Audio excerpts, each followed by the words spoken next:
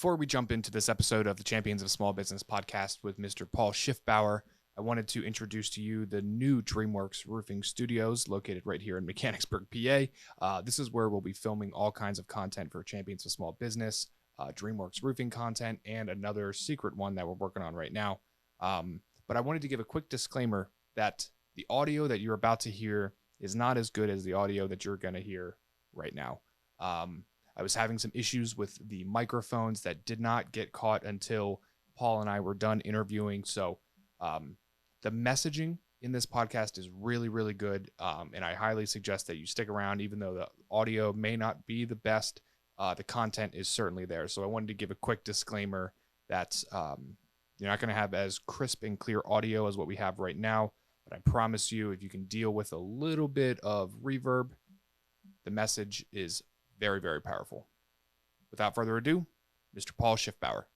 All right, everyone. Welcome back to another episode of the Champions of Small Business podcast. I'm your host, Charlie Anderson. We're here at the official DreamWorks Roofing Studio, and I'm sitting down today with Mr. Paul Schiffbauer. You got it right. Man, Paul, I've been following you for a long time. Ever since I started in podcasting and doing this kind of what I'm doing here, I've been watching you, and I know we've been kind of watching each other. It was only a matter of time before our paths finally crossed. Yeah, no, I'm just like, I love what you're doing up here. Yeah. With the whole Champions thing, the small business. Part of the reason why I started my platform, it's just like, there's so many interesting stories out there where I feel like a podcast where you might think, a business owner, and then, wow, I never knew that about Matt. You know, you just uncover layers of people, which is, I think, really cool to showcase. And there's so much more to business than just the transactional part of business. I mean, there's a whole life. There's multiple lives, right? We all have employees, we have families, we have the 7 or however many years we've been doing this. Like, there's a lot of shit that goes into this that it's like, I feel like if people just understood, they would have a much bigger appreciation for the small guy. Absolutely. And that's what we're here to do. Facts tell, stories sell, right? Mm-hmm. So I like that. That's our the way that we're going to talk a lot of marketing here today, probably. But that's the way that we view our marketing. Mm-hmm. Is we can tell facts, but why not tell them in a story? Because you're going to remember the details of the story much more than me just shouting facts about roofing at you. And that truly, Charlie, I'll phrase it like this. That's the future of marketing. Yes. Like, every brand or business, especially the small guys, even if they're not realizing it or not, they're telling their story. Right. They're telling their narrative. Like, just wrapped up this waterproofing project. Click. You're telling a story. But if you can be intentional and mindful of it, that's when you can really share something compelling with folks out there in your community. Yeah. Because, I mean, how much do people care about the end result more than they do about because a lot of people, in my mind, I can't identify my problems to how good this epoxy floor looks, but I can identify being like, well, I'm tired of trying to get the oil slicks off of my concrete because my Subaru has been leaking for the last 2 years and it's ugly now. So it's like, what's going to resonate with you? A beautiful looking floor or the story of the oil spot? People are looking for outcomes when they invest in people, whatever it be a service or a product. Right. More so a service, I think, but it's really interesting. Oh, no, I'm just a roofer. Yeah. No, I'm a roofer and I do this and this is who we best connect with and this is who we serve. Right. We're problem solvers. At the end of the day. I literally heard that earlier at a meeting where we solve problems. I asked this gentleman, we just onboarded him, value proposition. I'm going to go word it another way. I'm just point blank. What do you do best that these other companies that are your competitors are not saying that you do? Right. That's such an important piece too. It's something that even we still struggle with. Like we were just talking a little bit before we started officially recording here. We were talking about getting commoditized. Mm-hmm. And is you think this is one of the ways that you can kind of uncommoditize yourself is by sharing story and sharing who you are. Mm-hmm. Yeah. Well, speaking of who you are, tell me about Paul. Where'd you come from? how did you get from the last 10 years up to this point? Well, I came from Dagobah in a system far, far away. I'm kidding. It's a Star Wars reference. It's interesting looking back on it. Going on at the time of this recording, 6 years consulting full time with my own marketing practice. Got a small team. Shout out to John, Matthew, my old man Paul Sr. He's more of an internal advisor on the back end. Yeah. But it started off my marketing journey helping out my dad when he had a small business. Right. So he had a bar and grill for 23 years. Okay. I like to tell people I essentially grew up in a bar. Nice. We bought the bar November 93 and I came around January 1994. So going to work with him, whole nine, ended up working for him, part-time, full-time here and there over the years, in my late teens, early 20s. And I was like a teenager. I was like, Facebook was starting to become a thing for like businesses to actually, push content and be on that platform. It's like, I don't know what the hell to do with this. I'm like, well, I got my own Facebook profile. Why don't I help my dad out? Yeah. So just, showcasing his food, burger specials. He's really known for that. His patty melts. The best. Is he still operating the restaurant? He sold it back in 2016. Okay. So he got out of that. 20-some years in the bar business is a long time. Oh, yeah. And then he was just around that kind of industry even prior. So he had like 30-plus years by the time he's like, I'm done. I just need to change of pace. Yeah. But me marketing started off helping him. And then getting into college, like I was helping out like more on the freelance side, like other small businesses with social media management and like basic content creation. Yep. So got into website work a little bit, then took a detour where I started a business with a professional photographer who used to be in the area. Mm-hmm. Where I'm like, hey man, your stuff's great, but he was essentially like a landscape cityscape photographer. Yeah. And there's thousands of those. At this point, anyone, could, with iPhones the way they are now, it's just like, you can like replicate that work. For sure. So I love how you started with, it's interesting the time I'm about to plug here, about, telling your story. Yeah. So essentially we took his work and created a brand called Noir Gallery at the time. He closed up shop last year. But for a period of about 3 years, him and I worked full time on that. After I got out of college, we started it more like part time while I was there. Our mantra was exhibit your story. Nice. And it was really cool from like a sales standpoint. Charlie seen it on the back end where that was our mantra, and he had work. Of course, he had like the Eiffel Tower, Manhattan, but he had like galleries all around York County and like southern Pennsylvania, and like there's like 20-some different Baltimore City galleries where you get really micro with it. And we looked at the sales data where over 50% of customers, their shipping address was directly related to a print within that radius. Interesting. And then if, we scale that up, we put that 100 miles, it was over like 60-70%. Wow. And then we saw like a trend where like, okay, this is outside 100 miles, but like Rehoboth Beach. Yeah. Like that makes sense for someone living in this market to like buy something in that market. Right. So we ran on that. It was a really cool experience. Did a couple of trade shows fresh out of college. Nice. It's a whole different world. They have like open bars every day for like the buyers and visitors. It gets crazy down south. Sure. And then our first trade show, we got a huge deal where we worked with this like buyer agency where essentially they would plug us in with like HomeDepot.com. Yeah. Overstock, Wayfair. Nice. So I'm like 23 years old talking to like C-level executives at HomeDepot.com, Charlie. I don't think I've ever been more nervous. Like I was shaking before like hopping on our first call, But did that a few years with him. My previous business partner bought me out in 2018. Mm-hmm. So just going on 6 years. I'm like, fuck it. What do I do next? I felt like I was like a middle-aged man. Like, what do I do? Like I'm in my middle of my 20s. So it was funny. Like I went back to bartending. Mm-hmm. Only 2 weeks at another place. I'm like, why am I doing this? I did a couple of interviews because I'm like, I want to get back into marketing. Yeah. Did a couple of interviews with agencies around the area.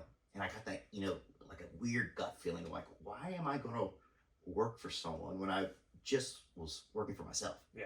Like it didn't make sense for me. Yeah. So I pretty much said, fuck it. First year, I just started my own marketing business. Nice. Where it started off with me, what I was doing with like freelancing, and then grew to this really like integrated approach, digital wise, where we help businesses grow click to close now. Nice. So build up a team, build up a client book, Nice. Good, bad, and ugly. Yes. The agency consultancy world. But I would not want to do anything else at this point. Good. I feel like I'll always be in this space, regardless, if I scale down or scale up.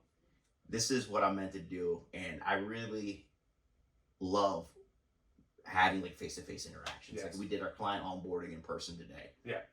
With this gentleman, and he told me he's worked with a couple of marketing professionals previously. Mm-hmm. He's like, part of the reason he told his business partners we're signing this guy in this like Schiffbauer consulting group is he's in the room with me. I'm like, yeah. I mean, like I gave him the option. We could virtually onboard. I'm like, hey, got a couple things I'm doing up here. Why don't I just pop in? Yeah. And he's like, okay. Yeah. So how tough is it from your perspective? Because if somebody finds a good marketing agency, to typically stick with them. So if you're coming with if you're getting a new client. Well, yes and no. Yes and no? Usually, I don't know about your experience. Yeah. I'm sure you've worked with agencies in the past. Or? I don't know how much time I have to explain to you how many agencies I've worked with and how gravely disappointed that I've been with most of them. Agencies suck. Yes. And that's part of the reason why I branded it as Schiffbauer Consulting Group off the rip. Because I knew it was going to be more than just me. Yeah. But really taking a consultative approach. Mm-hmm. We can fulfill like an agency. We do that. There's some DIY where folks take on. Right. But we can fulfill like an agency, but we don't operate like an agency. Nice. I hate that culture. It's nice. awful. That's what I love. That's agencies get out of hand. I read a stat somewhere. Maybe you can confirm this. That because like a lot of us in small businesses, we take the path of least resistance. So someone says, try Thrive or try this piece. Oh God, don't say Thrive. I'm sorry. I know it's a buzzword. Thrive is atrocious for those listening out there. Yes. And like they have a decent CRM back-end system. Yeah. Decent for like your sole operators. Yeah. But if you're going to do marketing, please pay somebody else. Right. We've rescued a few people, and I think we're going to rescue another one coming up here. Yeah. The gentleman I met with on Monday. Mm-hmm. It's just, they do the bare minimum. It's just, you're another ticket in the organization. Yep. That's what I heard. The stat was from like companies of that size, like agencies of that size, where they have so many clients that they can only spend about 2 hours per month on your particular account. Which is nothing because comms alone is 30 minutes. Yeah. I don't care if you have automated prompts or not. Like typing an email or like recapping a report. It's really only 1 hour of work when you think about it, which is very gross. Yes. So yeah, I urge everybody. I know I can speak from personal experience. Paul, I know you can speak on it, but agencies are, they're good because they're easy, but they're bad because you're going to throw a lot of money away. And most people get a bad taste in their mouth because an agency has more of an out-of-the-box solution. I think that they're trying to say, okay, well, we already have this system, we already have this process, we're going to plug you into it instead of looking at what your particular needs are, what your particular goals are, and then curating something for you. So I love your consultative approach to that so much more than these giant media companies. You have to, Charlie. Look, we have a process, but the process is for like folks where you're under 5 million, right? Your home service-based business, right? You fit this criteria. We typically do like an audit. We'll run ads for folks first 90 days, and then we get way more personal from there. Because at that point, we have a pulse on the analytics, what's going on in the environment. Yeah. Versus trying to nuts and bolts everybody. Yeah.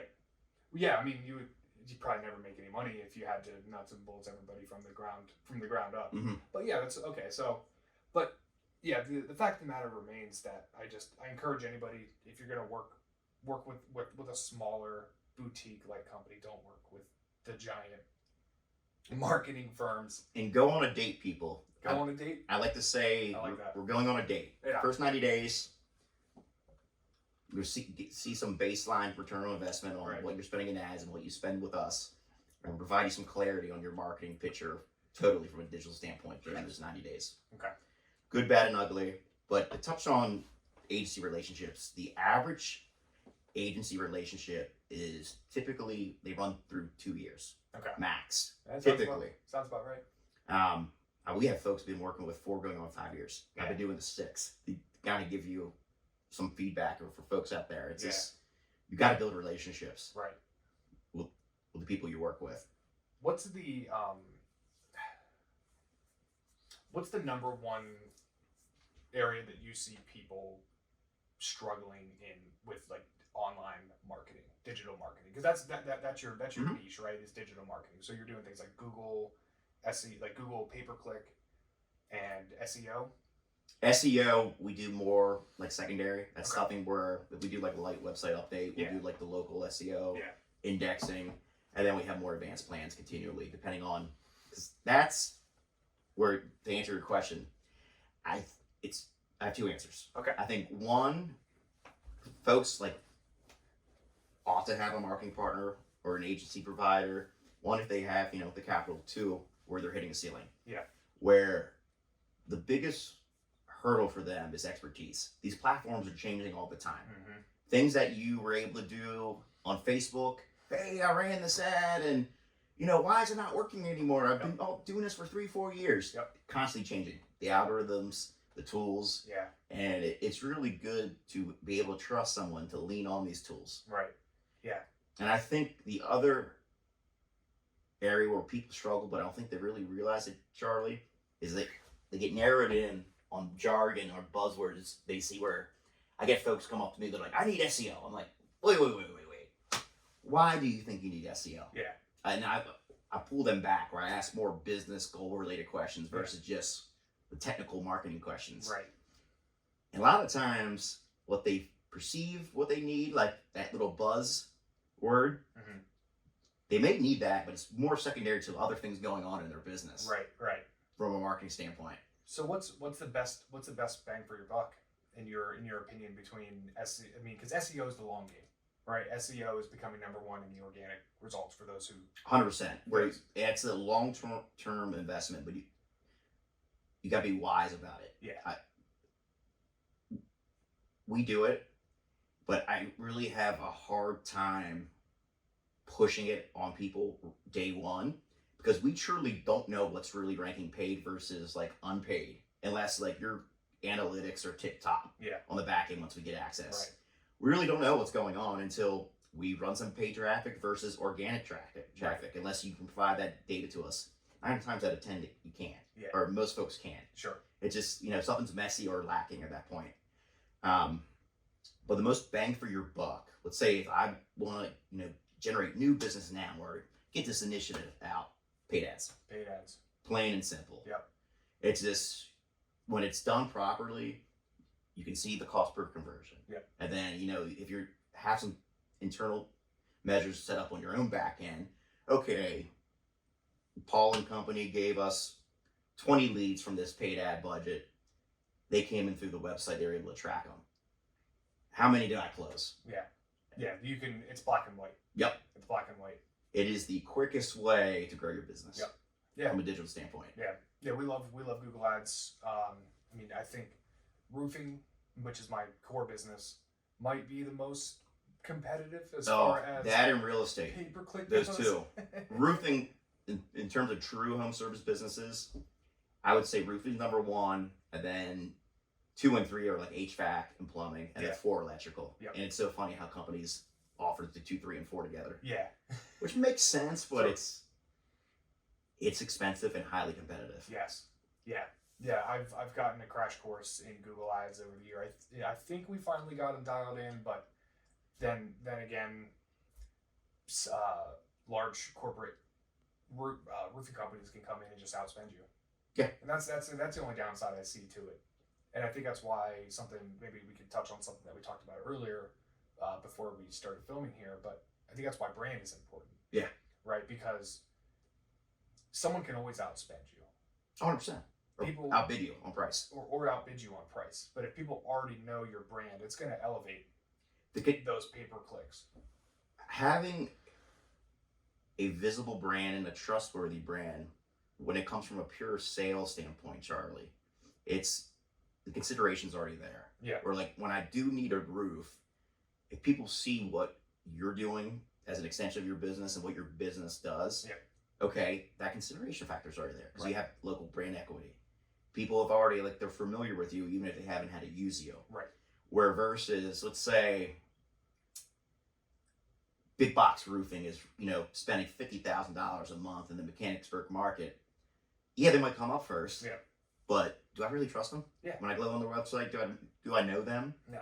Are they giving money back to the community? Where I can maybe see, on like Charlie's business's Facebook page? Yep. No, they're not. It's little things like that where if a business owner can take their business and build emotional connection with their various audiences, so it could be buyers, it could be advocates of the brand locally. Right. Things like that truly make a business long term. Yes. Yeah, that's what's going to separate the business that's here for 6 years and the one that's here for 60 years. I've worked with a couple folks, and they're great people, mind you. But they come in, they get some money. I'm going to buy a lawn care business. Yeah. I'm like, okay, so how are we going to market and position this?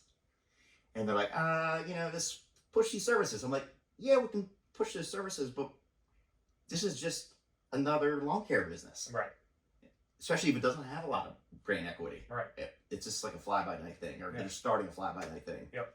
It's like, are we operating a real business here and telling that story, or are we just, it normally doesn't end well for those folks where lead costs are higher if you're running, advertising. And it's very hard to connect when you're looking at a business that's purely transactional. Yes, very much so. How much of marketing dollars are wasted? Ooh, that's a great question. This is something, and I ask this as something that plagues me, as in my role in my company is the marketing manager. I am a person that's all things marketing, and I see the way that I think things change for me a bit when I see marketing not so much as an expense, but investment as an investment. So I worded that as kind of my old self, seeing it as like, how much are you going to lose? But like, I know there's a certain amount that I'm just never going to see again. I'm just going to anything you can't track. To answer your question, Charlie, that's a good one. Yeah, is considered waste in my opinion. Yeah. Even if this is the question I ask folks. Oh, we got yard signs. That's one of our ways of acquisition. I'm like, how are you tracking it? Yeah. Or like mailers is even a better example. Yeah. Oh, we usually get 10, 20 leads every spring when we hit this area. Yeah. I'm like, are you sure it's from the mailers? Yeah. I think so. I'm like, do you know it? Yep. So it's perspective waste right there. Yeah, that's right. Alone. It's just even if you think, it's not knowing what the spend's doing. Yes. I might even have it written down on the wall over here, but you can change what you can track. Is that's very true. It's something that in my marketing brain I like the that. last year, if you can track it, you can change it. Yeah. No, we see like, hey, if you're looking at your numbers, lead costs going up. Do we need to do anything different with these kind of campaigns? Yeah. Or do we need to pivot money over more to Facebook versus Google based on trends we're seeing in data? You bring an interesting thought here. What does Facebook, how big of an impact does social media have on a business and its marketing efforts? Like, does everybody need to be on social now? If you're not on social or you're not having some kind of social plan, are you actually doing marketing? Great question. Yeah. It only makes sense to be on certain social platforms if you're going to be social. Yeah. So you're going to engage. Right. It's one thing running paid ads. It's another thing. Like, are you like posting? Doesn't have to be every day or even every week, but are you some kind of frequency is occurring where people expect to see an update from your business? Right. That's when being social makes sense. Mm-hmm. Also, too, and this kind of goes back to like the narrowing in I mentioned earlier. Yeah. Like TikTok. Oh, do I need to get on TikTok? I'm like, what's your audience? Exactly, yeah. Your audience may not, like, it's becoming more prevalent, but like your core audience may not be on TikTok. Right. And if you're not going to spend your time on there, why even have the channel? Right. So at the end of the day, the biggest question to ask about social is your customer there? Bingo. Is your That's customer there? If your customer's not there, because we do a lot of social. DreamWorks, I'd say 50% of what I do is just about social. Social. It's just about getting our name out there, getting associated with positive other businesses like Arc Fitness or any of the small businesses in our area. But it makes me wonder sometimes, because sometimes you're just shouting into the ethos and you don't know if anyone's, you're shouting into the Grand Canyon sometimes. It takes a long time for your voice to bounce back. Yeah, absolutely. And yeah, you said you were into Facebook early, right? Like when you were working with your... Yeah, just as a kid, being on it, because you want to be cool, all your classmates are on there. Yeah.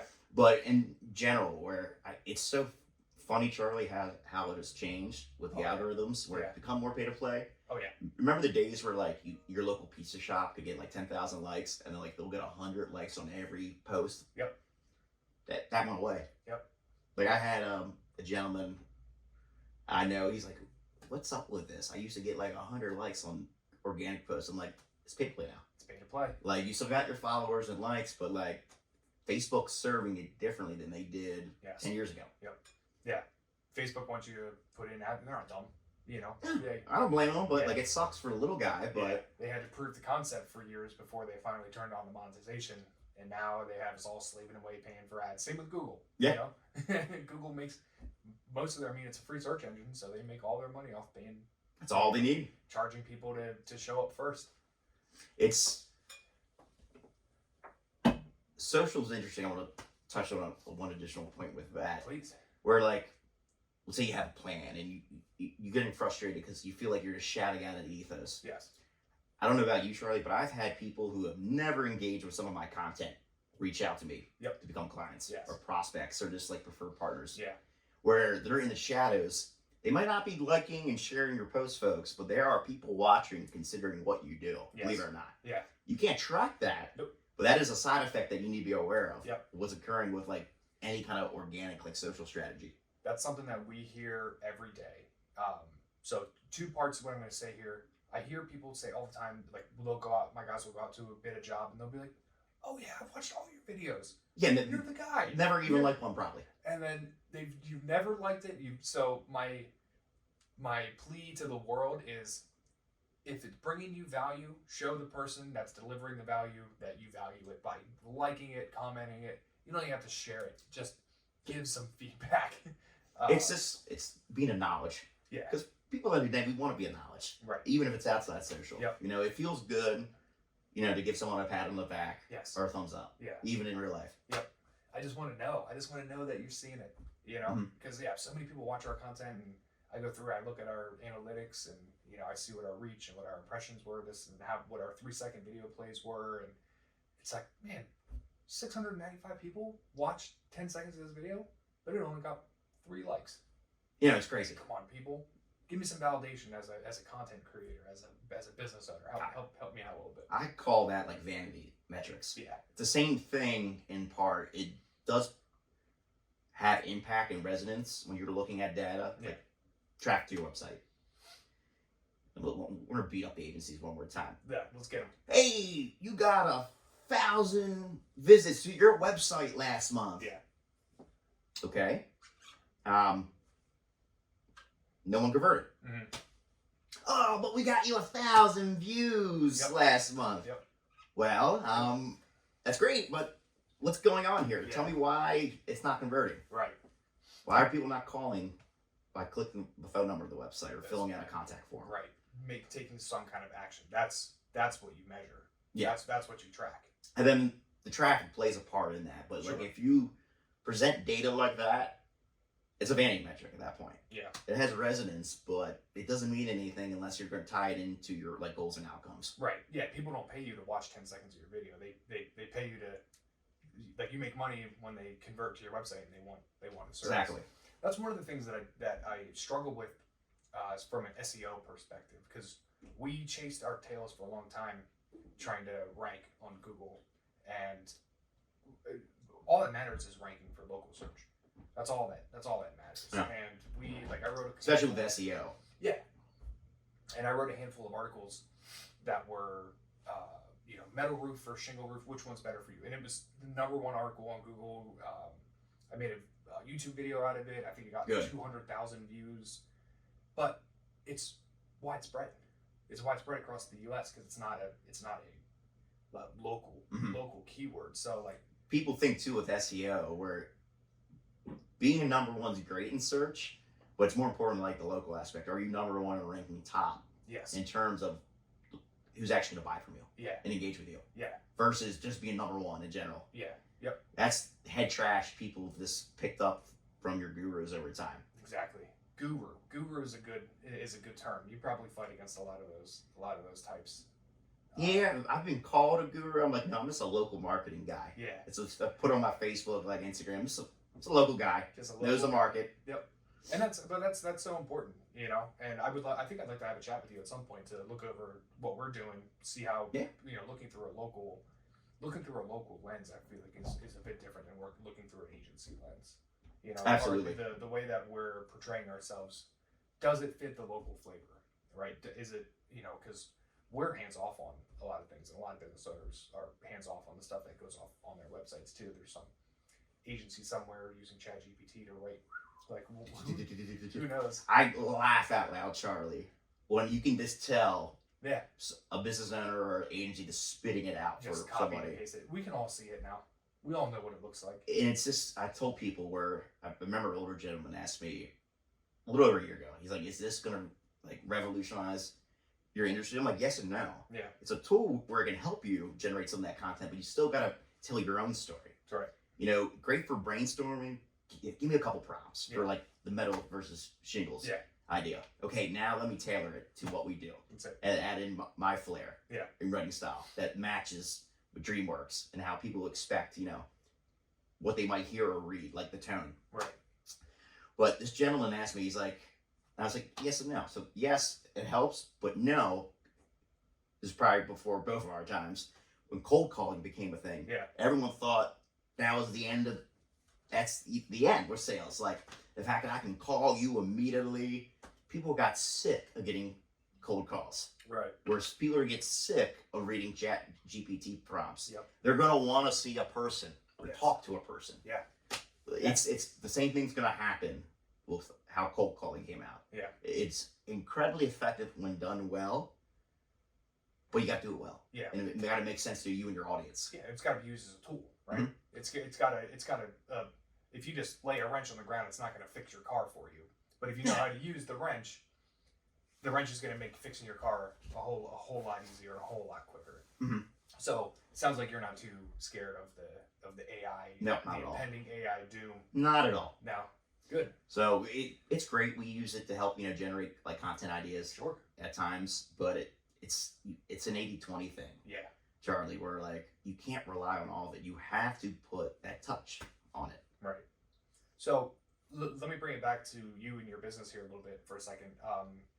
You know, so currently, what kind of who's your ideal client? What's the kind of clients that you like to serve, or where do you feel like you can add the most value? Oh, great question. And it's just something I took years to refine, folks. Yeah. But our bread and butter, you're a home service based business, under $5 million. So you're talking to your ideal client right now. Right now? But it's you spend some money on marketing, or it's just like you feel like you hit a ceiling. Yeah. Or you don't have the time to do it, and you know a little bit about it. We come in to help you kind of essentially grow, click to close. Right. With our core strategies, it's a very similar playbook. We tailor it and personalize it based on goals, budgets, and audiences.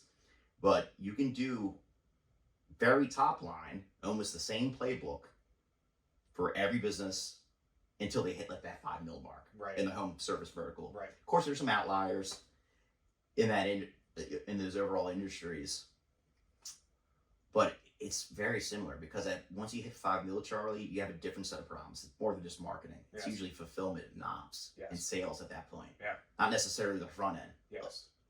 Yeah, that's I mean, you're speaking my heart's shaking because everything you're saying is woefully true for us because we're right at that mark right now, and we look at it and we're like, okay, do we throw $1,000 more, $2,000 more at Google per month? No, probably. I mean, we guess we could, but we already have a 70% top page rate or whatever. Yeah. It's once like, what do you think? So that's kind of a ceiling for businesses. Do you have any thoughts on what someone can do to get themselves past that mark that's working in the home services industry? It's just at that point where roof is a little different because, of course, your average margin per product, I would say 5 to 10 for a business specifically like roofing like yours. Yeah. But at that point, I tell folks, you look at alternative forms of media. Yeah. So even if we're running paid ads for you on Google, Facebook, Instagram, YouTube, TikTok, LinkedIn, Microsoft Bing, if it makes sense, at some point, all right, we've kind of have a local cap in terms of our digital spend. Right. And then it's looking at like, does TV make sense? Yep. Does radio make sense? Goofy as it sounds. Print. Yep. What other ways can you market? Is it events? Yeah. You look to like those additional channels at that point. Yeah. Yeah. That's exactly where we're at right now. You know, we're experimenting in all. Saw your billboard on my way up. Did you? Yes. The one I'm sure you got a couple, but it's coming up 83 North, like right before like the comedy club. Yes. Yeah. Right. Couple miles down. Yep. I thought they moved that one already. Spatial. It could be a lot closer or further away. I'm a visual guy. Like if you told me like what's the address and if I don't remember it, I'm like, but it looks kind of like right here, you know? Yeah. Which is funny because I'm doing analytics on a daily basis. But like when it comes to like street gist folks, I will totally blank. Yeah. So that's cool. Yeah, but that's where we're at. Where it's that's a tough ceiling to break through. Where you have to start doing maybe some more traditional media and really starting to think outside the box to break through that. I'm taking it back home. Break through that ceiling. That's where it's like, how do we tell our story better? Yeah. At that point. Right. Because brand kicks in. Right. And that's something we were talking about earlier in the podcast. We were talking about before we went live here. I feel like after that point of search saturation, you have to start looking at brand. Mm-hmm. So I asked you this question earlier, and I ask you it again. In your opinion, as someone who works in the marketing industry, how important is brand, and how would you define a good brand? Ooh, I love this. I feel like I'm getting better at my question asking. Yeah, that's good. I'm a couple episodes in now. You did your homework too on me, which is great. Brand. How to word this? Well, I think the most important component of branding is culture. People will be like, what? Yeah. It's the people who make up your organization and help tell that story. Yeah. And by telling that story, it's just like how you sell. Or if someone asks what you do, you tell them what you do. And then it's telling the story in terms of like the actual service fulfillment. Mm-hmm. That's telling the story. Right. From my experience, Charlie, we could have the most killer, conversion rate from ads, the marketing's dialed in. Yeah. But if the brand sucks, marketing can only elevate it so far. Right. But if you have a great brand, that's where you can go to a whole nother level. Right. At that point. Nice. Because I've marketed a lot of shitty brands. Yeah. And usually those are the relationships that don't last for years. Sure, yeah. And a lot of folks now, I tell them on the offset, like, these are going to be your challenges. Yeah. When we get started. Yep. Like, no offense, but like, what makes you really different? Yeah. Oh, well, we offer this promo rate and that. No. What makes you different that no one else is marketing or advertising? Yeah. And that's where I'm sure a lot of people go, But we're GAF certified. Yeah. Jesus. GAF certified. We switched brands totally just to get away from that, because it's like the roofing industry is really funny in the way that you get enveloped and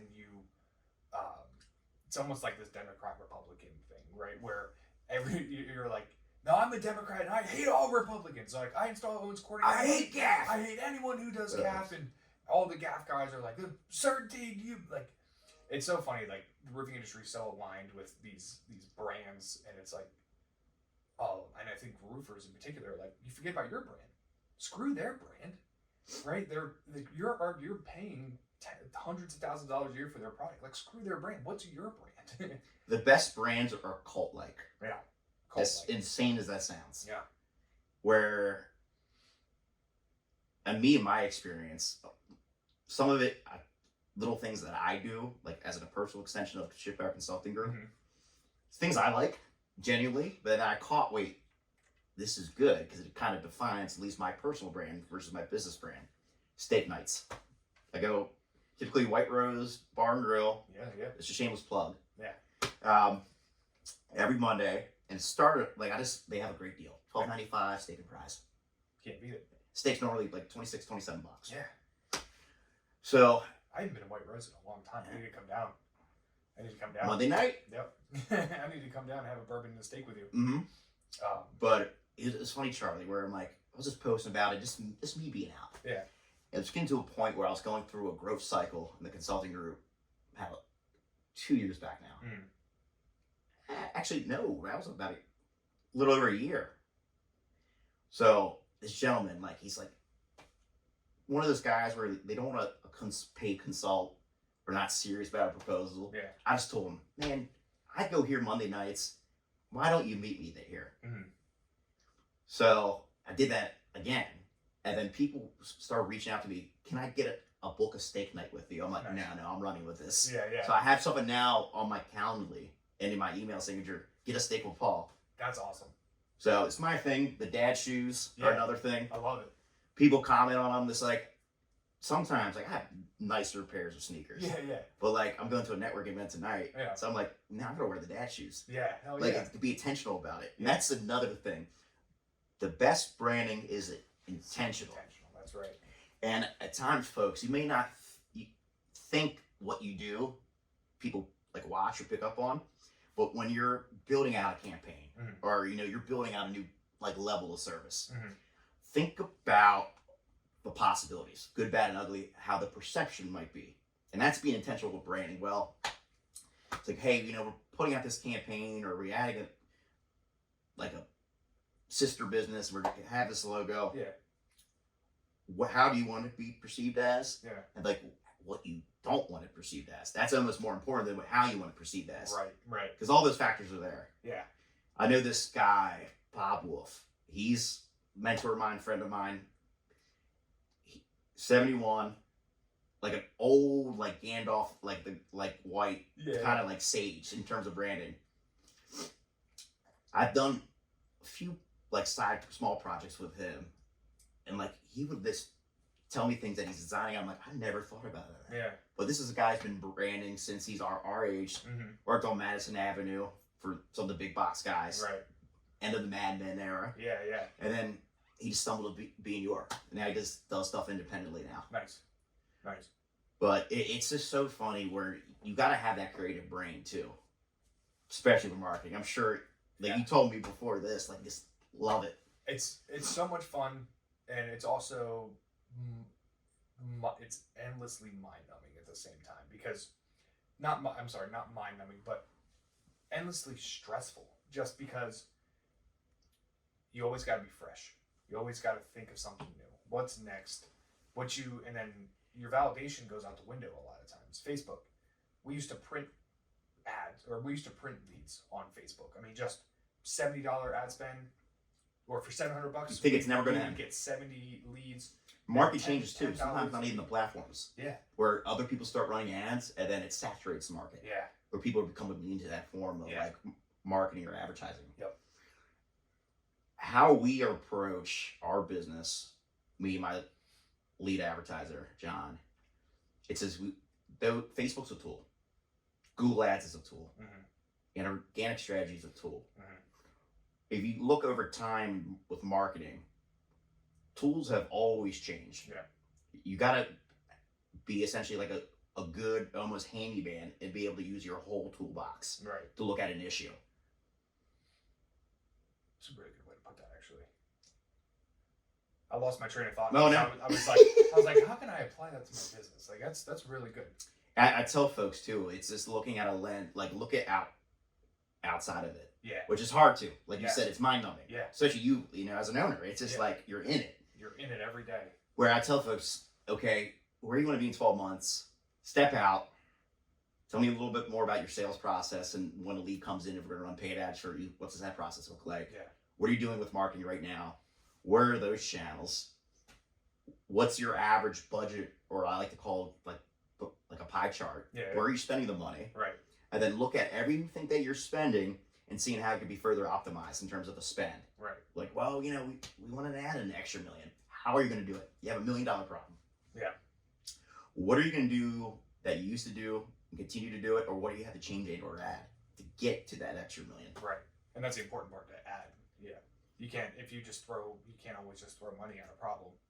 Because it used to work where you get to that point of diminishing returns. You can't just keep throwing money. No, you can't. Because the chickens come home to roost at some point. Exactly. Yeah. So let me ask you about, you have a podcast very similar to this. It's just people. Except yours is way cooler because you guys drink booze and smoke cigars. I kind of started it off, Charlie, more for me. It was just me and like people in my immediate first network and homies. Being honest with you. Yeah. Like it started in my buddy's basement like 2019. Yeah. And then like been kind of spotty with it up until last year where I'm like, nah, we're gonna make this like continual thing. Yeah, you're very consistent. So I'm very big on that. Yeah. And I have a great relationship with Casa Cigars. Shout out to John and Wayne down there. I'm like, why not? Yeah.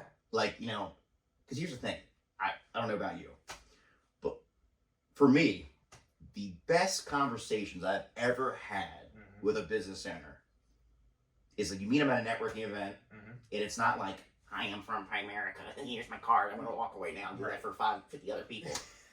It's, you might be getting a drink at the bar, and then you're shooting the shit with someone, small talk, and then they tell you something, whoa, that's interesting. Yeah. Where you're talking more about each other and learning, you know, their background versus this like the cut and dry elevator pitch. Yeah. Where you're actually getting some real conversations at that point. That's very cool. And the booze does help people who are camera shy too. 100%. Like it's a lubricant for that. Yeah, oh yeah, absolutely. Yeah, I can think of how much better this podcast could be if we just threw a couple beers into the mix. Why not? I'll have to do that for my next one, or whenever I come down for yours. But no, that's you know, our visions are super aligned in that way. Like, so I hate to say this, but a lot of times, like, I don't care about your business. I care about you. I care about the person behind. Like, I want to know about you before, and then tell me about your business, right? Tell me about your insurance services, or tell me, but what about you? Because there's somebody back there that's cracking the whip of this business, and I want to know who that is. I want to know who that really is. I want to know who that is, and I think you understand people more too, Charlie, when they reveal that a little bit, like their personality or what they prefer or not prefer. Yeah. Because then as you go through that relationship with them, more on the professional side, it's like, okay, this is why, you know, Dane might have responded this way. Right. It's like, because this is how he rolls. Yeah. This is how I know, you know?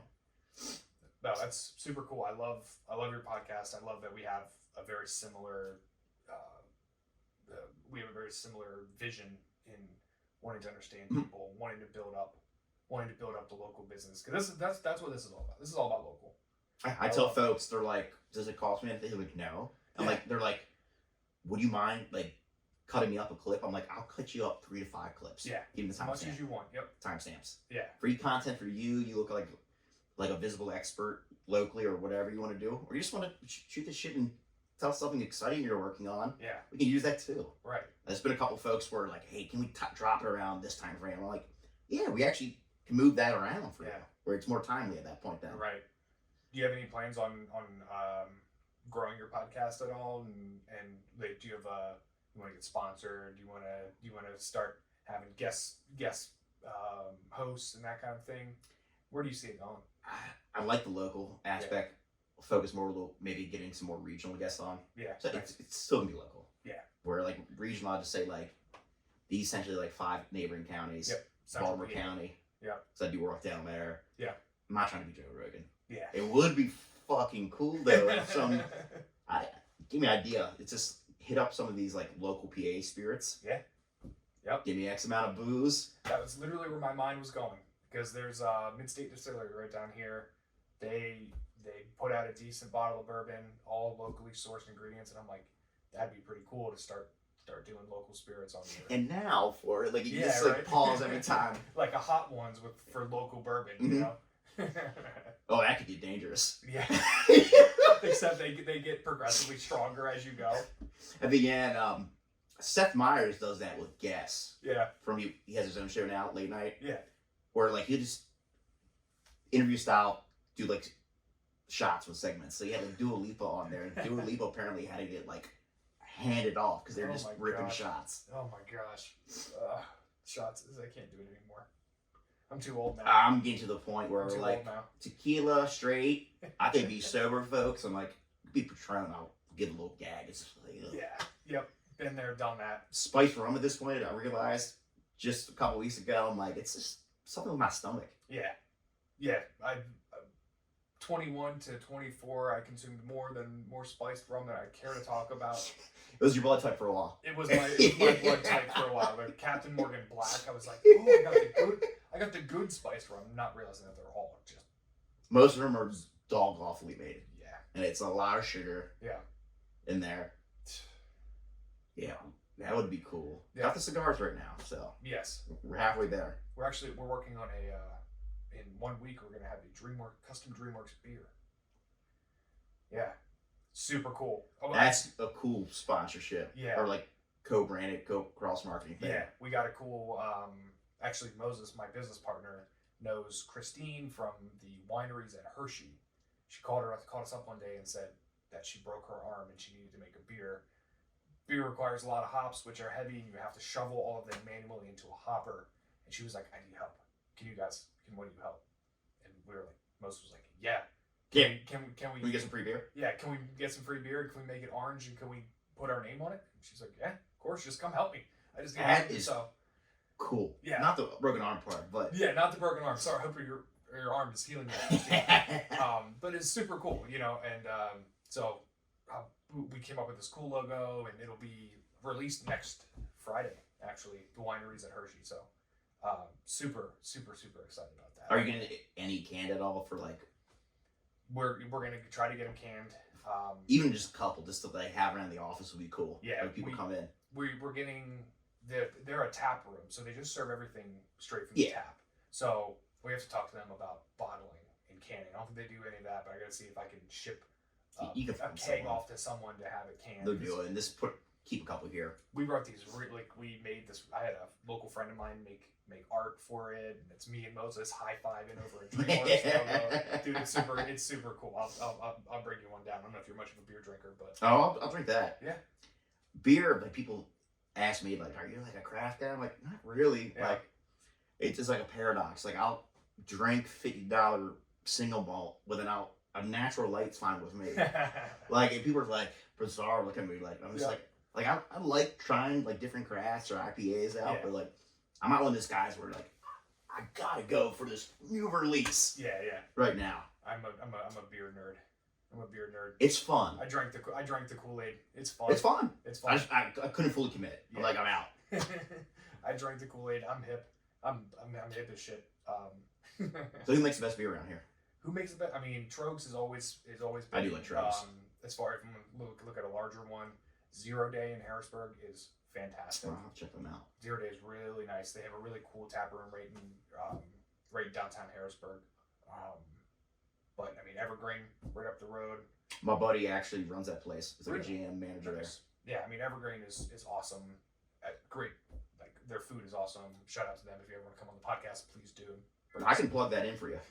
No, I'm serious. Yeah, that'd be super cool because there's someone that I've watched the way that they've grown from the brew house, right? One very nice, great neighborhood bar up to they're sourcing their own farmed ingredients from their own farm in Harrisburg, which is crazy to think, folks. Like it's what an incredible story. That's what I want people to know about Evergreen. Is like these guys started from this bar and now have just blossomed.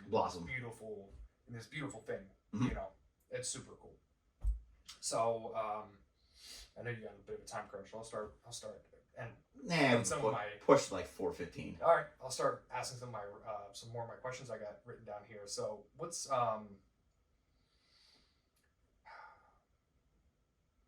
first off, like what made you decide to jump into doing business, like being at your own boss and having and like versus working for someone? Like, did you ever have troubles working for people? Yeah. Just not that personality type to be told what to do. Yeah, I can, but I don't like it. I can see it. And I like people might argue, oh well, clients, they're kind of like your boss. I'm like, yes and no. It's an ideal consulting relationship. It's an even playing field, right? And it's collaborative. Nice, Charlie. It's like coaching's one thing where I'm telling you to do everything. Where and like agencies like we'll do everything for you. Yeah. Where consulting's like we're going to do this. What do you think of this? Yep. Provide us ideas and let's like collaborate. Yeah. The best consulting engagements are truly collaborative. Yeah. I've seen it for years in terms of like folks who only give a little, so we get it out of return. Yeah. Yeah. So if someone comes to you and just says, Paul, here's $5,000 of my money, make my phone ring, please. Thank you. We can do that. You can do that. I tell them pros and cons of that. Yeah. Yeah, the point of diminishing returns is going to come. It's going to come much sooner. Mm-hmm. Nice. But yes, to wrap up that question, I think it's freedom. It's empowering for yourself. Yeah. To be your own boss and owner.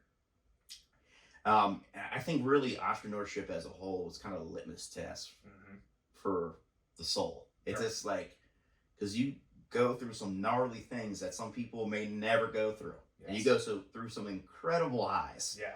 That someone who's a 9-to-5 may never go through. And I would like to think of having a job is like buying a product, if you think about it, Charlie. Like you go to the store, you go to college, then you go to the store, you get the job. It's like you're buying it like chips. Yeah. Or, at the store. That's it. Like, I'm buying this. Yeah. I get my 401k, we get the benefits, which is great for some people, not for me. Yeah. You want to go to the farm and see how the potatoes grow. Absolutely. I want to be Farmer Fran. Yeah. There is a certain personality type, and it's funny. I read like disc assessments and I read things about the entrepreneur mindset, and there's so many. It's not like there's one personality type that goes for being a business owner. I think we're all capable of doing it. I think it's a matter of, do you want to? Or are you willing to? Yeah, are you willing to endure the pain and like the delayed gratification that comes with running? Like, well, tell me about one of the hardest times running your business. Like a moment, and I know we all have them, where you're like, "Fuck this, I'm done." It would be so much easier to go work for somebody else. Do you have one of those moments? My first year before I brought my lead advertiser on full time, essentially a freelancer. For folks out there, you're fulfilling the services, just you. So I had one really big client, a couple small clients. Big client drops me out of nowhere. Where I have a rule of folks through my own experience. If a client is 33% more of your books, you don't have a client.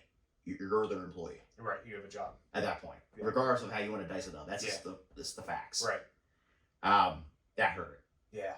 That took a lot of Brazil, where I almost felt like I was being swallowed whole financially, just personally. Yeah. Absolutely. Yeah.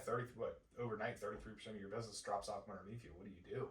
You're like. I think it's difficult too, Charlie. Too. It's like sometimes you have. I really truly believe business is personal. I'm very relationship driven. You hear about people who, the reason why they can't spend all this money because they might go bankrupt. Right. Or my wife left the kids with the kids. Yeah. You hear a lot. Oh yeah. It's heavy. Yeah. Man. You got a wife, kids? Single. Bachelor by design, folks. Single, ready to mingle. Uh-oh. Oh, Watch out, world. Paul's out here. Stop it. I'm like a really shitty version of like Bruce Wayne, locally New York. I just have a middle class and then like just have a fading hairline compared to him. But no, that's by design. I'm very close to my parents. Nice. I have one brother. Very nice. They were my VIPs. Yeah. Friends. And my clients are an extension of me. Yeah. Who's your brain trust? Who do you turn to for your for consulting, for your own consulting in your own business? Well, that's great. So I have a couple. I think one in particular is this gentleman, Mike Tish, who's a friend and mentor of mine. He has something called Insight Leadership Groups. I joined one going on 5 years. Nice. This summer. Nice. I remember the first time I listened to him at a symposium, and I won like a free 6-month membership. Well, one of the things he stood out to me, this is me like just year one done in business. Business is personal. Yeah. At that point, I'm like, no, it's not. It really is. Yeah. But relationship I had with him one-on-one, and then being in groups with him, where it's like essentially like a business board of directors, other business owners who are like using each other as a soundboard for opportunities and challenges. Yeah. Especially me being the age that I am, getting that perspective in the room. Yeah. Yeah, because you're younger. You're like me. So you were 1 year into business? At that point, when I started at that point for paid groups, I was investing in $250 a month sometimes when like I really could. Yeah, $250 a month was a lot then. Now $250 on something else right now. Yeah. But it's worth every penny. I run a group with him now in New York. Been doing that for a little over 2 years. That's such a solid piece of advice to anyone listening. Is like, and I know as a business owner, I feel. Then this is more me talking than generally talking about my experience. You feel like you need to do everything yourself. You feel like you need to have all the answers because you're the owner, you're the manager, you're the person in charge, and that's simply not. It's not true. It's not true at all, and you'll actually burn yourself the fuck out by having that mindset. And I've been there. So I just started with a coach, maybe 6 months ago. Nice. Finally started with a coach. So that's a pretty important part of your journey into absolutely perspective, into being in peer groups or otherwise. Yeah, it's getting perspective from people. The one thing I fucking hate, and I know you've seen it. You and I both, I know, probably felt like this at one point. Yeah, and it really is a cry for help. The business owner who shares like that meme that always gets recycled, that people don't understand what it means to pay the bills and be a business owner and da da da da. Yeah, like almost like it's a cry for help. Yeah. It doesn't have to be lonely at the top. No. Yeah, I think we just all feel like we're experiencing something that just we know, and that's yes and no. Right. There's other business owners out there who experience, different perspectives, but they can relate to you. Shared reality, yeah. Yeah. Sure. That's like the one of the lowbrow things that I do with this podcast is this is an exercise for myself. Mm-hmm. And the things like I'm trying to learn from every business owner that comes in here via our shared experiences. So this is super enlightening to have you like share all this stuff, because this is part of my business coaching too, is getting out. I'm a natural introvert. Oh, I'm the same way. People can't believe that. Like I got a battery. Yeah. Sometimes I like to be the fuck home, or sometimes I'll go out, Charlie. Yeah. Just me, not tell anyone. Yeah. I'll sit at a bar by myself and be okay with that. Yeah. And have a drink and a cigar. Right. That's like my me time. Yeah. Yeah. But that's awesome. I'm glad that you tuned in early enough that business doesn't have to be lonely. Right? There's podcasts out there for us to listen to. There's networking groups. Yeah, you might have to pay for them, but there's people who everyone's at the top and they're all feeling lonely. So they get together and now they're no longer lonely. I think the biggest thing too, not off topic, but just a little bit. Yeah. If you're out there as a business owner or want to connect with somebody, if you're not trying to sell them something, 9 times out of 10, if you send a personal email or message on Facebook to someone, that person normally, unless they're an asshole, which is a good litmus test that they tell you to buzz off, they'll get a cup of coffee with you. Yeah. Or they'll go have a beer with you. Yep. It's easy. Just do it. Yeah. Here's a question. If you were to start a business from zero, start over. I love this. Where's this going? What's the first marketing move that you would make? Ooh, that is a great. You're on fire. I've been watching a lot of Lex Friedman. And he's good. He knows how to ask a good question. Some first marketing thing I would do. Yeah, you're at zero. Business opened on April 1st. You're 30 days in. You're not Zero getting customers. Did ground zero. What's the best bang for your buck starting out? You think? Get people together who my product or service is going to help them immediately. First, second degree network. Get them in a room. Yeah. Literally. Yep. Find who you can help immediately. Because paid ads too. Like, yes, it is. Because you're finding people who may need your service or may not be aware of you. Yeah. But if you're starting from ground zero, this comes back full circle. The branding piece. Yes. If you're starting a new business, get those 30 fucking people in a room and start telling that story. That's chapter 1. Yeah. I just kicked this off and 30 people came in and like I got a couple customers, but now they know you. That's right. It's like almost like kicking off for a football game. Do Yeah. something like that. Yeah. I love it. Which is totally against the grain for like digital. Do Yeah. an event-based thing. No, do it. If Yeah. it's ground zero, you need to get in front of people, make a list of people who can buy your product or service or can champion it. Yeah. And be a cheerleader for you. Nice. Good advice. That's solid advice. That's something that I was really looking forward to asking you that question too. No, I made me think. Because it goes against the grain of. It sounds so simple too. Yeah. But it's just think about it, Charlie. That's how you start your story. Yeah. That's how you get your customers. That's how you start to build your referral network. Yeah. You kill a couple birds. Yep. With that one stone. Yeah. Yeah. Word of mouth is, I mean, it's the biggest. It's the biggest part of our business. Referral business is the biggest part of our business, and that's I would probably give a similar answer. It's unreliable, but damn, it's good. Yeah. Because it's the cheapest. It's the. I mean, you can't, and it's unlimited. Yeah, that's what I'm saying. It's you can't fully guarantee it. Yeah. At a point, if you're doing so many marketing activities or sales activities, you can kind of gauge some frequency with folks. Yeah, yeah. If I talk to 100 people, I got a 30% close rate. I'm gonna, I'll meet with 30 of them. I'll sell 6. I'll have this rate. It comes back to that consideration thing. If someone's say, I heard about you from Jim. All right, Jim sold me already. There's higher consideration with Jeff reaching out now. Yeah, right. What's the future of Schiffbauer Consulting?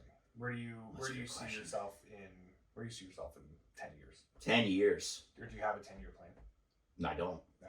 I got pretty solid what the next 3 to 5 are going to look like. That's good. What we're doing between now and end of 25, that's very clear what's occurring. And then that 3 to 5 range, it's getting more high level consulting where Nice. I can't believe first time saying this anywhere, but I'm starting to really look at franchising what I do. Ooh, So interesting. it's essentially this is very phase 1. Yeah. But at that point, let's say you're a business development guy working for like a marketing agency or another company. Yeah. But you want to get into like hyper local agency fulfillment. There's nobody that services small to medium, well, more so small, even to medium sized businesses. The only ones that have real like your Delights of the world, they only do high ticket. Yeah. That's it. Right. So imagine if there's a franchise model to serve local guys where we teach them our process, condense like 5 years of my experience down to 5 months or 5 months. That's how we do it. You buy in and then you just, essentially pay fees at that point. Yeah. Where you have like, we can fulfill for you. We can just be like coaches for you. Yeah. That's super cool. So that's something you have that written out on a 5-year. That's rough right now. That's something new I've been toying with. Yeah. Not guaranteed to it, but it's just like if you can help more people, and the biggest X factor of that is finding the right person to essentially where they start their own company. Yeah. But it's essentially white labeled as like a Schiffbauer Consulting Group organization. Yeah. Do you know Lou Lavitan? Lou Lavitan. I could call him right now. No, I'm very close with him. Lou's a good. He helped me through some tough situations back in the day. I know he's a big He's a good guy. He's a good dude. He's a really good guy. He talked me off of a cliff more than once. Lou's one of the best people I've met in Yeah. roughly 60 years doing this. Yeah, the fact that we have such a gem, I mean, he's just right down the road from us. Yeah. He's in New York. I mean, He's right, New York. Yeah, he's right down the road from you. But We got a mistake before. did you? Lou's good people. I was going to say, if you have any questions on franchising, I think that's probably your man. He's the guy. Yeah. He's low key about it, but he knows his shit. He knows his shit. Oh yeah. We got on time here. 4 o'clock. What time are you gonna be out here? 4:30. 4:30. I'm meeting a client. Right. So. Trying to think. All right. Hold on, wait a second. I need to get some more water. Oh yeah, no problem.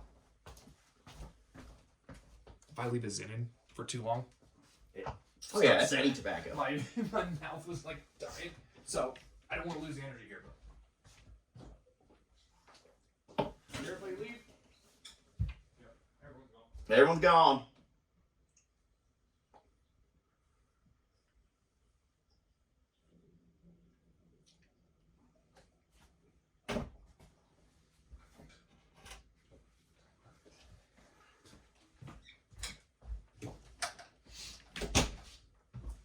So what's the other question I was going to ask you?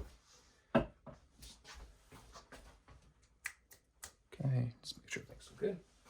All right. And we're back, folks. And we're back. Yeah, just like that. The magic of show business. We can just make it happen. Oh, that's funny. No, the editing is very minimal here.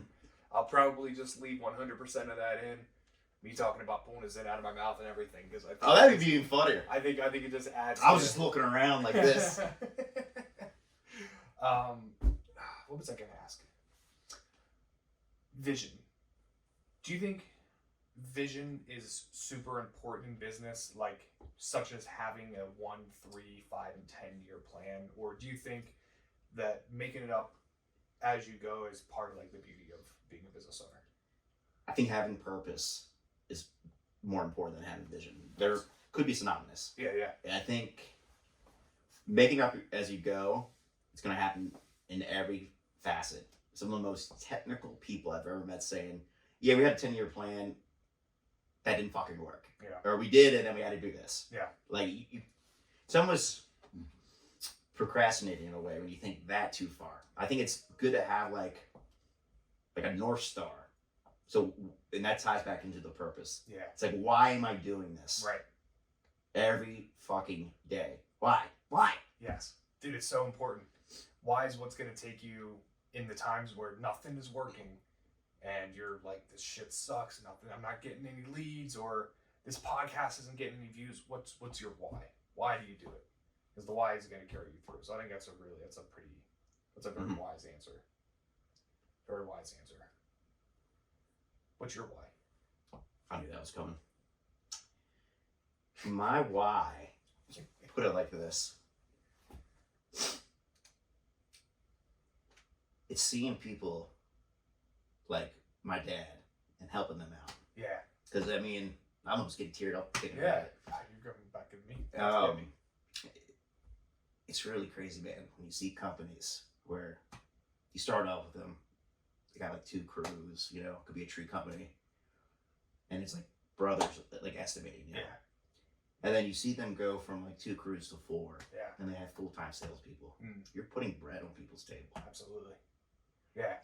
You get to be that's beautiful, man. It's more than the money at that point. Yeah.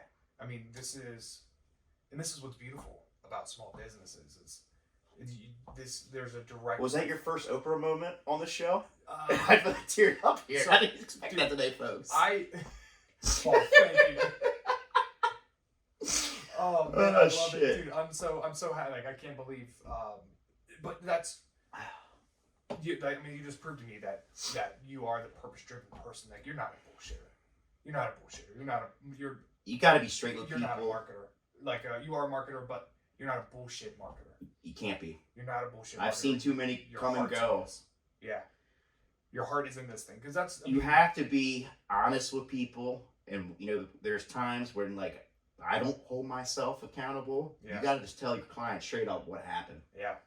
Yeah. And if they're either going to trust you or they won't anymore. Right. And you have to do that. Yeah. As hard as it gets. Yes.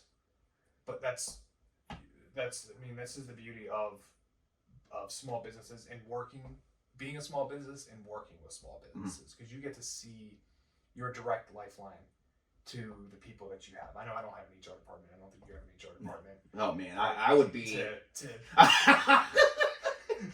Yeah, I don't think I'm allowed to have an HR department. I don't think I'll ever have an HR department. My HR department would fire my ass right away.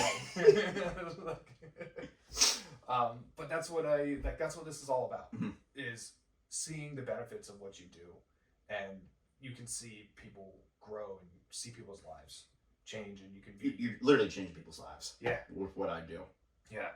In a weird way to say it. Yeah. It's just like their goals to grow, and you see them grow. Yeah. Man, it's nothing better to see. Yeah, and you're part of that. Yeah, I always tell folks, I'm only really play a small part. Yes. I tell them at the end of the day, it's like, you got it. You're the one doing the job. Yeah. You're the one. They're giving you the trust in you to do the project. Yeah. Yeah, because you're getting them in front of people. Yep. But you're not doing the sales. It's collaborative effort. Yeah. I've had clients try to give us all the credit. Some cases where it's insane. What we do, I'm like, no. Yeah. Let's downplay it a little bit. Yeah. Yeah. I mean, but what you're doing, if you're doing your job well and you're getting people in front of the right clients, people, they're going to go out and they're gonna be like, wow, this is so much easier than trying to sell people they don't know my fucking brand. Yeah. And now they have a positive 1% gain, right? Where they're feeling better about the clients that they're in front of. Now the clients are being more receptive. Now they're making sales. Now they're hiring people. But it all starts with, with you getting them in front of the proper Mm-hmm. people, right? Because you could just be like, yeah, you know what? I'll just take, we'll rank for the most generic keyword that it's going to get the most clicks on earth, and I'm going to blow your phone up. Nobody's going to really give a shit or really want your service, but people typically, the way we bid for higher lead costs. Yeah. I just had a gentleman, he's like, I used to be 30. Why is it like 60? I'm like, one, it's a new campaign. Yeah. Give it 90 days. Give it Two, that's intentional because we're trying to give you higher qualities at the door. Yeah. And like I told the gentleman, like, how many of your calls were over 60 seconds? Almost all of them. Yeah. Which dumbfounded me with a small sample size. Usually it's not like that. Yeah. He's like, I got you. Nice. Just to reaffirm that to him. Yeah. Interesting. How do you guys listen to calls that get made off of Google? Do you track those calls and listen back to them? Call details. Yeah. We do. When it comes to listening in, that's when we do call rail. So if a client has that already, we'll plug it in. Yeah. And I preface to certain clients too, just from an accountability standpoint. It's like, hey, why don't we just do a 2-week trial? Yeah. That way I can, I told them, straight up, one, you can see what's going on and listen to your calls. And two, it's for me to make sure you're picking up your fucking phone. Yeah, that's right. Because, that's the fastest way to de-rank yourself on Google, is to put a bunch of shit out there and then don't answer the phone. Google's gonna be like, who is this guy? Get him out of here. Yeah. Another facets of Google. Do you help in other facets, like other ways other than paid ads, as far as like Google local service ads? We'll do LSA. Yeah. Do you think LSA kills the Google ad? No. No. Yeah, every person I've talked to who've done LSA for an extended period of time is low quality. Yeah. For the most part. Oh yeah. I think it's just another tool in the toolbox where you run your search, run your display, run LSA if it makes sense based on your budget. Yeah. I don't think it's ever going to kill it. Yeah. LSA's tough. The only way I feel like LSA kills your traditional Google ads if Google decides to kill its own ad network, but they're not going to do that anytime soon. They're not going to cannibalize themselves like that. No. At least not at this juncture in time. We're even seeing it too, where like these platforms, like they're giving like automated prompts. Yeah. Which is great for business owners if they want to get started. Yep. I feel like if you're spending thousands of dollars per month or per quarter, you really should be working with a marketing partner if you do not have someone in-house. Because even if you run the recommended campaign, you are leaving money on the table. Yeah. That's like the 80-20 approach I mentioned earlier. It'll get you 80% there, but what's that real 20 that you're missing? Yeah. So I haven't run Google Ads since 2014. What? That's crazy. I mean, personally, I've had an agency. Gotcha. Okay, I was about to say what? I've had like how much has that platform changed in the last, what's that been, 10 years, I guess? It changed. I've seen multiple iterations, and we just had to change the other day where like clients billing. Like now I have to create like a specific payment profile and add your card, Charlie, to it. When versus like you just can add a card, no problem. Yeah. The client has to do it on their end. Where sometimes I'll have folks will share their financial quick shot of their debit credit. Yeah. Right. Yeah, we'll add it for them. Like I couldn't add it for them. That's so wild. Where it's like it had to be on their end, even if we had like admin access. Wow. I'm like, this is a new change. Yeah. Or changing rather. Because then we always see where some accounts like there's changes, some accounts are on. I'm like, yeah. That's gotta be frustrating for you. Like it's just you just wake up and all of a sudden all your customers are like, what the hell, my ads aren't running. Paul, help. No, they'll still run because they want your money, but then John on my team is like, well, Facebook's business ad manager updated again. It looks completely fucking different. So you guys do Facebook ads too? Yes. Ah. But that's the same thing. Their platforms, they don't update the user typically. Yeah. Google's a little better about it. Yeah. You'll get emails, but Facebook, the tours, nothing. It changes. I was running an ad the other day, and I noticed everything. The whole ads manager had Totally changes. Totally changed.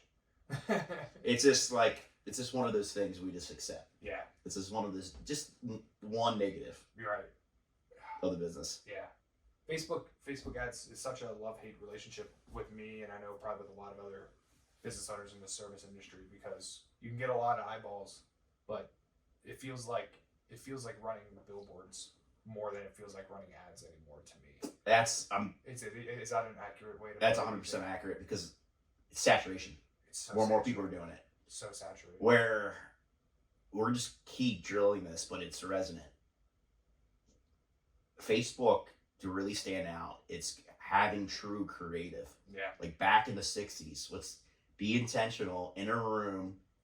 This is the campaign rather than just throwing the ad up. Yeah. Which can work. Yeah.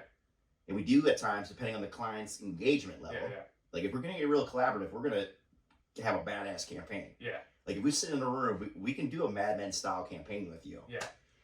But that's where people are going to win long term. Doing video narratives, brand stories. Yes. And then having copy and creative that actually is like, boom, punching you in it. It's differential. Yeah.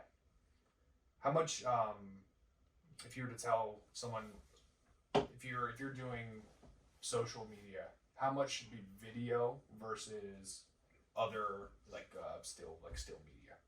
Ooh, it would vary for everyone. It's a canned answer, but it's true. Yeah. I think for the small business, they can never do enough video because they don't have the time or resources. Yeah. But now, get the iPhone handy out. It's a new model is just good enough to start with video. Yep. You don't need a professional crew necessarily. No. It helps, but sure. Once the necessity's there. I think having a mix helps also break up from an attention standpoint, because if people are just always doing the same kind of graphics, you lose your attention. Yeah. You expect that, but you have something that disrupts that. Yeah. Charlie, it's good to have that mix. Point I want to make with that. Yeah. Some creative we're seeing, it used to be the other way around, where like sometimes like the stuff that looks a little like sketched out rough, almost like raw, does better than a lot of the polished creative or professionally shot video times. Yeah. And I think this is why. Remember Instagram, like 2014, 2015, where everyone was going like super professional photos, like almost like staged. Yeah. People want that raw and realness back. They want authenticity. Yeah. Where it's like, I think it's becoming kind of coming back pre that era. Yeah. Where like that grittiness is going to get your attention. Not like dirty, but like something where like, we're out in the field. Yes. And it doesn't look like a stock photo, or like sometimes professional photos too. It's like I said, it's not going to hit necessarily as hard as some like stuff that looks more like raw and gritty. Right. In terms of quality. Yes. Yeah, I know. Less polished is a good word. Less polished. I know the way that I consume content. I get frustrated when I see, or I just get not frustrated, but I get annoyed when I'm scrolling Instagram Reels and everything there's jump cuts and everything. Everyone's doing a video and it's like, here is the next thing that you need to do and it's like that worked for a little bit. I think that's going to go away. Yeah, because it's a disruptor trend. Yes, like breaking up your attention. Yeah, that got your attention. Yeah, but if everyone's doing it, all of a sudden you become immune to it. Now my attention is annoyed, and I'm like, just say the sentence. Just say the sentence. You don't need to cut up. Hey, my name is Charlie. You don't need a break in. It drives me something that just drives me nuts. As someone who makes video, a lot of times I stutter and I say, like, I think that's what gives it maybe some unique personality. That's perfect because we all stutter. Yeah. Or pause. Yeah. It's okay. Yeah. But it's funny with like our podcast, when we do it downtown New York, sometimes you hear a horn wailing. Yeah. Like sometimes like my brother, when he cut out, it's like, oh, that's the beauty when you're shooting out a second floor of a cigar shop in downtown New York, folks. There's a street right there. Yeah. This ain't a studio. We're doing this live. Yeah, he'll muffle it a little bit for audio, but sometimes he just leaves it in there. You hear it faintly. It's freaking hysterical. Yeah. I'll note, for those listening to this, that's what's going on right now. That's funny. It's funny. We had a podcast in here, and the neighbor who used to live upstairs started smoking weed, like an uncontrollable amount of weed, where we were sitting in here, and we're like, we might need to step out. Getting a contact high. Yeah, we need to step out. Man. Let's get a little intense in here. But but we called it out actually, I think we cut it out. And if I could go back now, I would probably 100% leave that. Leave it in. It's just a funny clip too. Yeah. Like, did you smoke weed in here? Mm-hmm. Is there a skunk? What else do I got for you? I feel like I've been on my questions pretty well here. We got your story. Yeah, let's give we'll probably start wrapping it up here soon, but give a couple tips for someone they're starting out in business and they want to find a marketing company. What's a couple things that you would say that, help them shop for the right partner for them? I love this. Be honest of your expectations on what you're willing to invest at the start and where you want to go, but have them be honest with you in return. Where if, let's say I want to get 100 leads on $1,000, your marketing provider that you're checking out, just say that's not realistic, but consider this. Nice. Have them be, share your expectations to each other. Number one, share your expectations. That's, I think, the biggest one by far. Yeah. Two, and this is me, we're local, try to meet them in person if you can. See if they're willing. Mm-hmm. A lot of agencies, sometimes you can't. Yeah. But to me, if they're not willing to do a 30-minute or an hour meetup for coffee to walk you through their process and help close you, I don't think it's going to be a long-term relationship. Mm-hmm. Even if they get your results, it's just going to be more transactional in feeling. Good advice. Get personable if they're willing. That's another thing. Yeah. Doesn't be nothing crazy. Yeah. Get a little personal. Okay. Ask them, how have you helped other people like me? That's a big question. So when you share more about you and what you're trying to accomplish and where you're at, have them articulate that to you. Like me that's a particular point of emphasis. Yeah. And don't let someone show you vanity metrics of. Every business is different, but it's just like, if you're like a contractor, have them share some experience with other contractors. Yeah. It's not even necessarily talking to their clients, but if they have a case study or can just walk you through an example of someone like you, I think that's very powerful stuff. Nice. Yeah. That's all super good advice. Yeah. And if they say for some reason, I haven't worked with somebody like you, respect the honesty at that point. That's big too. Yeah. So I've had folks that have signed with us when I've told them straight up, we don't not have comparable experience. Yeah. But we're willing to give it a shot. Yeah. Now I'm straight up with them. Yeah. Or it's indirect where we worked in one sector but not this specific sector. But that's good that you're being upfront and forthright and honest. Hey, I don't want your expectations to be something that I can answer every single. We're gonna save the world, essentially. Yeah, exactly. I can't save the world right now, but I can certainly help facilitate a plan to help do that together. That's all super good advice. Things that I wish I would have when I hired my first marketing agency. I got burned. I got burned so many times. I deal with a lot of I call it the bad girlfriend syndrome. Yeah. It's like you talk about that crazy ex. Yep. Girlfriend. Yeah. If you've been working with agencies for a period of time, folks, you probably have a bad girlfriend experience. Yeah. I might be a bad girlfriend to some people out there. Sure. Which is okay. Yeah. Yeah, you can't be everyone's cup of tea. Biggest red flag though for me, Charlie, I asked folks, give me your agency experience. And if they worked with 2 or 3 agencies within 12 to 18 months, maybe they're the problem. Yeah, that's a big red flag. Yeah, well, you think that someone like that might just have unrealistic expectations? Yes. Of what a marketing company is going to do for them. Yes. Yeah. Unrealistic, or they're not being accountable in another way. Yeah. Where it's like they just think it's going to work by itself. The person that buys a set of wrenches and expects the car to fix itself. I'm going to hire this fractional CMO and he's going to solve the world for me. Yeah. Doesn't work like that. Yeah. All the time. Have you ever thought about being a fractional CMO? That ever come across your mind?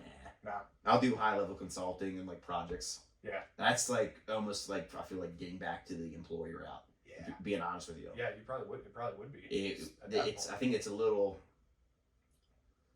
I mean, I'm willing to do duties and get really in detail with somebody, But I really feel like small businesses, it's not a good fit to have a fractional CMO because it's just like, if they're really doing what they're supposed to, most of them pitch, it should be a 10, 20 grand engagement, if not higher. Yeah. Just for that kind of consulting. Right.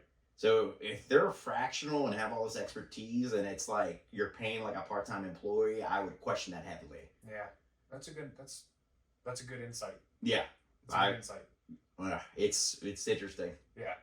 It's something I've thought about as I look for the future, and I look at like am I gonna be the guy running around making videos for DreamWorks for the rest of my life? You can't. And you know what I mean? I can't. I gotta find someone else that's gonna want to do this at some point in time. So CMO, it's funny that, or fractional CMO is something that has always crossed my mind. But yeah, it gave me something good to think about there. I'm just using you as my own consultant now. I don't even care about the podcast. We have a free consult, folks. Yeah. Well, I'll start to wrap this up. Give me again, Paul Schiffbauer. You got a lot of things going on. You got your marketing company. You got your podcast. Give us the 10,000-foot view of all the things that Paul's got going on one more time.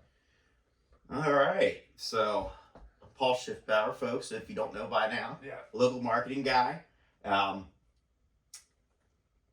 trying to grow small businesses here in Central Pennsylvania. That's right. Point blank. That's it. So we're growing right now, adding clients. If you're looking to grow and you're looking for a prospective partner along that journey, let's get a steak or get a coffee or a beer.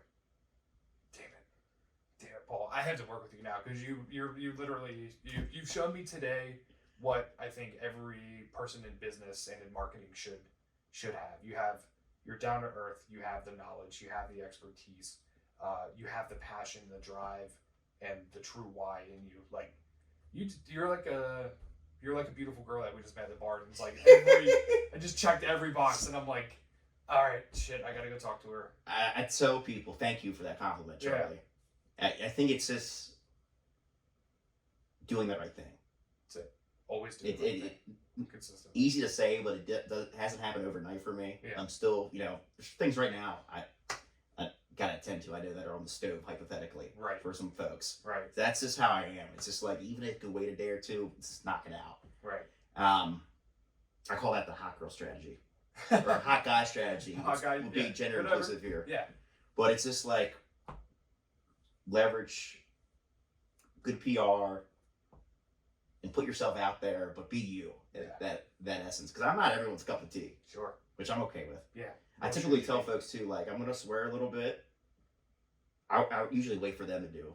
Most home service guys, I'm just like, it slips out. Yeah. I know, like, if I slip a damn out or shit, I'll do that within the first 20, 30 minutes of, like, sitting down with someone. Yep.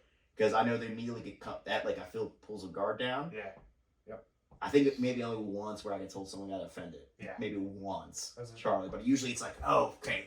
And then they're like, fuck, yep. like this. I'm like, oh, open the floodgates here. That was an old sales tactic of mine. Really? I was in sales. I do it intentionally. Yeah, I would intentionally drop like the nicest curse word I could. Yeah. And then gauge your reaction. I don't overthink it. I'm like, because I'm going to say it anyway. Yep. But like, let me just slide this one in here. Let me hit you with a damn real quick. Yeah. And then I'll turn the volume up to shit a little bit. Let's just see, just to gauge like how comfortable someone is. Plus, you feel them out too. Yeah, absolutely. I tell folks too, it's just like, I want you to have fun. I want you to grow, be willing to learn a little bit, and then have fun with the process. Right. That's what it's about. You got to enjoy the process. I'm going to say, growth is not the genius you possess. It's about the character you develop. Just wrote that prophetic shit on my wall the other day. I might have to take a picture. That's good. I do like that. Yeah. I might have to steal it and make it a pilfer and make it a Facebook post. Do it, man. I'll put you in the comments. All right, sweet. I'll take it. I didn't come up with that, by the way. So whoever I stole that from, you get the credit down the road somewhere. I'm not sure where, but that's funny. Paul, thank you so much for coming on, man. Thanks for having me, man. Been an absolute honor talking with you. I hope everybody who's watching, I hope you learned something here. Please, I've seen my share of bad marketers. I've worked with them personally. I've had to fire them. I've had to hire them and then fire them again. Paul's the real deal. So if anyone is needing to boost their online presence, Paul Schiffbauer, local right here in York. He's here ready to help. So I'm Charlie, Champions Small Business Podcast in the DreamWorks Roofing Studio. Checking out rather. Thanks so much for watching. It's been fun. It's been fun. All right, see you all in the next one. Whew. That's good. This was real good, man. All right. Solid. Follow up downtown New York. Follow up downtown New York. Let's go, man. Yeah, I want to have a steak. Oh, dude, it's good. It's